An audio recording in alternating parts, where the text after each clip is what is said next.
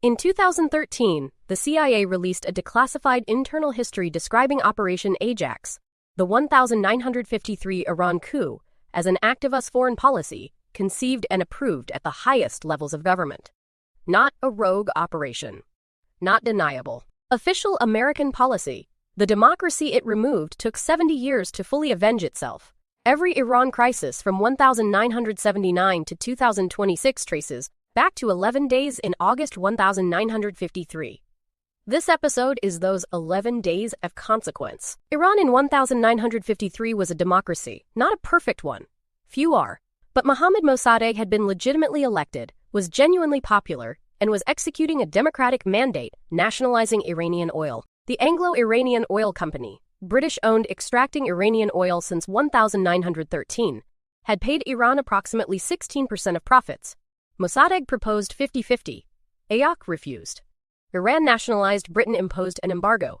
America decided Mosaddegh was a communist risk. None of this was true. He was a nationalist Democrat. He paid with everything. The Anglo-Iranian Oil Company had operated in Iran since 1913, extracting oil from the Khuzestan region under a concession signed by a Qajar-era official who had no mandate to sign it. The financial arrangement was colonial in its design.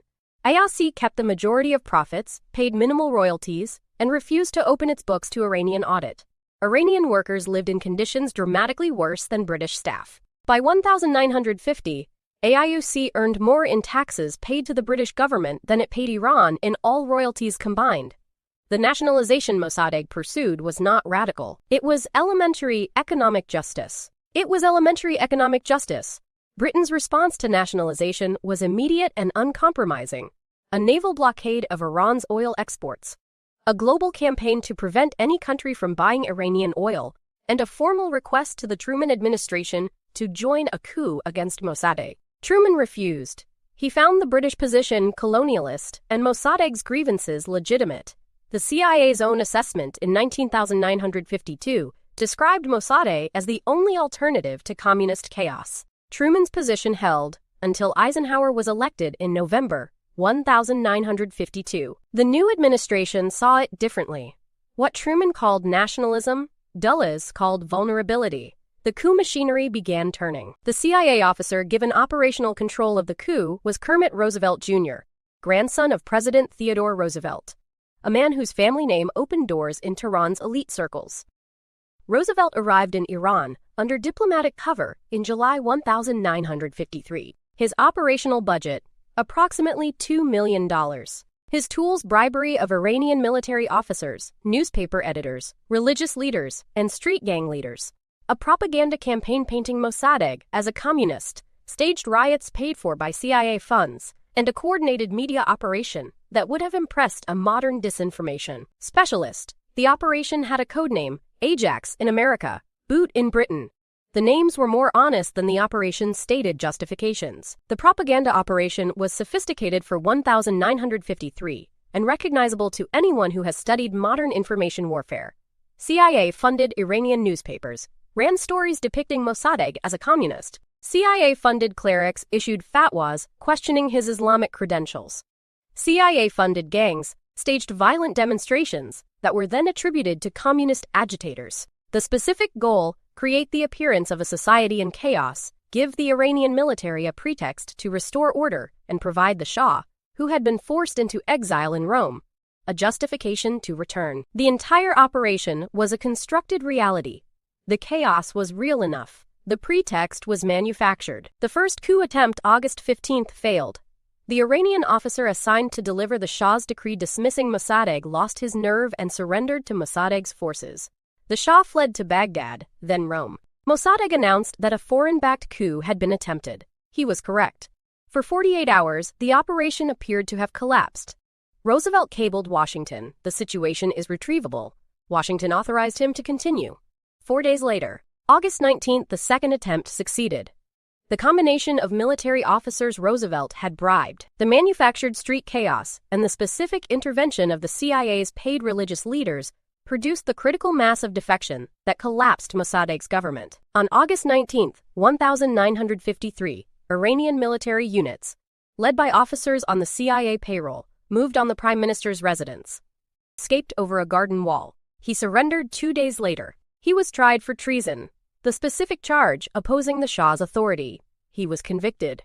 His sentence, 3 years in prison, followed by house arrest for the remainder of his life.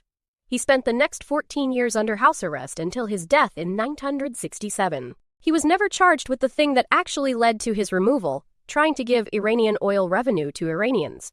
That was not illegal. It was merely unacceptable to Britain and America. In 1953, the Shah returned to Tehran on August 22, 1953. He understood precisely what had returned him to power and what it required of him. The specific arrangement, American and British support in exchange for favorable oil terms and Cold War alignment. Within 2 years, the Shah had established SAVAK, the secret police, with direct CIA and Mossad training and assistance. SAVAK's methods: surveillance, torture, disappearance. Its targets: political opposition of any kind, including liberals, Marxists, and, critically, Islamic opposition. SAVAK's specific brutality drove moderate opposition underground and strengthened the only organizing structure it could not fully penetrate: the mosque network led by Ayatollah Khomeini. The irony the CIA did not calculate: by suppressing every secular democratic and leftist opposition movement through SAVAK, the Shah systematically eliminated the alternatives to religious opposition. By 1979, when the Shah's government collapsed, there was no organized secular democratic opposition left to inherit the revolution. The liberals had been broken. The Marxists had been imprisoned. The only organization with national reach, grassroots networks, and leadership that SAVAK couldn't fully destroy was the clerical network. The CIA's coup in 1953 did not merely remove a democracy. It specifically prepared the conditions for an Islamic theocracy to be the only available alternative 26 years later. The causal chain is direct and documented. The Iranian hostage crisis, 444 days, 52 American diplomats held in the U.S. Embassy in Tehran beginning November 4, 1979, is remembered in America as an unprovoked act of revolutionary aggression. Iranians remember it differently. The embassy had been the operational headquarters of Operation AJAX in 1953. The CIA's Tehran station was in that building. The documents that directed the coup against Mosaddegh had passed through those rooms. When revolutionary students stormed the embassy in 1979, they called it the Den of Spies. The name was not metaphorical. It was historically accurate. American diplomats were held hostage in the building where Iranian democracy had been planned for destruction 26 years earlier. The hostage crisis destroyed Jimmy Carter's presidency and brought Ronald Reagan to power.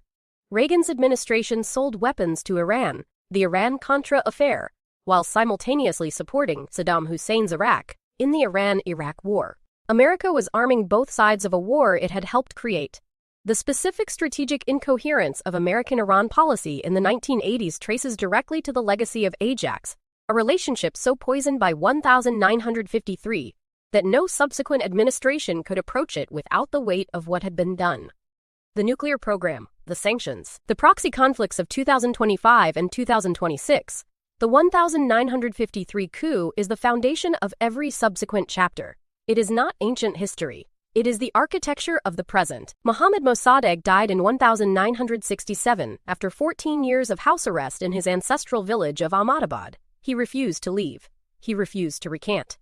He refused to accept that what had happened to him was legitimate. He is buried in his house, not in a national cemetery, because no Iranian government that followed him has been willing to give him that honor. The Islamic Republic that replaced the Shah's government views Mosaddegh with complex ambiguity. He is too secular, too Western, educated, too liberal to be fully claimed. The democratic movement that briefly revived his name in the 2009 Green Movement was suppressed. His portrait appears at protests.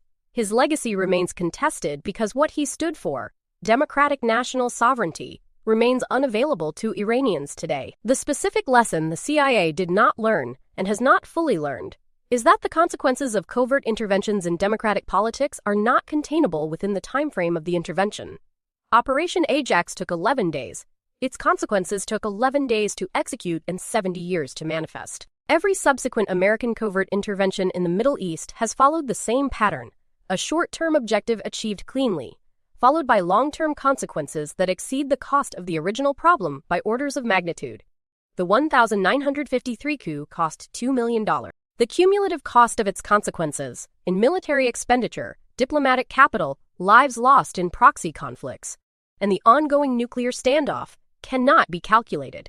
The arithmetic of covert intervention is always the same. The costs are deferred, compounded, and paid by generations who had no vote on the original decision. Operation AJAX is the most consequential covert operation in American history, not because of what it achieved in 11 days, but because of what it destroyed over 70 years. It destroyed Iranian democracy at the moment it was most viable.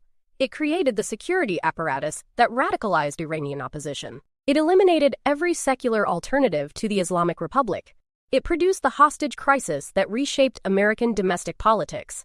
It produced the nuclear program that defines US-Iran relations today.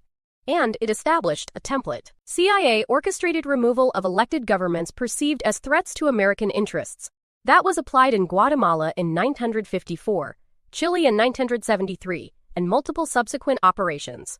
One operation, one template, 1 century of consequences. $2 million, 11 days, 70 years, a democracy removed, a Shah restored, a secret police built, a revolution produced, a hostage crisis, a nuclear standoff, a military confrontation in 2026. The CIA's own document calls it an act of US foreign policy, conceived and approved at the highest levels of government.